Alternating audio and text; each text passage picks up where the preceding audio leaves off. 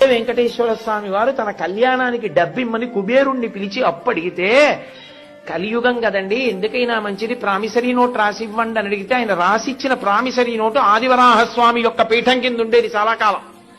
అదే దాన్ని ముద్రణ చేసి గోడ మీద కూడా కట్టారు చాలా కాలం. ఎప్పుడు పుచ్చుకున్నారో, ఏం రాసిచ్చారో, ఏమి సంతకం పెట్టారో కూడా ఉండేది. వెంకటేశ్వర స్వామి వారు సంతకం పెట్టిస్తే కుబేరుడు అన్నాడు, ఇది యుగధర్మం, మీరు ఒక్కరూ సంతకం పెట్టి అంత డబ్బు చేసుకున్న తర్వాత ఒక్క సాక్షి ఉంటే బాగుంటుంది కదూ అన్నాడు. ఏమంటే ఎప్పుడు అబద్ధం ఆటగా మహానుభావుడు తనలో తను రమిస్తూ కూర్చుంటాడు. శివుడితో పెట్టిస్తాను, పెట్టించండి, పెట్టాడు. ఆయనది పెట్టించారు కానండి, తనలో తాను రమిస్తూ ఉంటాడు. చండీశ్వరుడి దగ్గరే చిటికెయ్యాలి. ఆయన దగ్గరికి వెళ్ళి అయ్యా మా బాకీ అంటే త్రిశూలం పట్టుకుంటే కొంచెం ఎప్పుడు కళ్ళు తెరిచి చూసి ఆయన ఎవరినైనా చూడండి అంటే చతుర్ముఖ బ్రహ్మగారి సంతకం పెట్టించారు. ఇద్దరు మంచిదే, ముగ్గురు ఉంటే చూడండి అన్నారు. అంటే అప్పుడు మళ్ళీ అశ్వత్థ వృక్షం చేత పెట్టించారు. ముగ్గురు సంతకాలు పెడితే అప్పిచ్చాడు కుబేరుడు.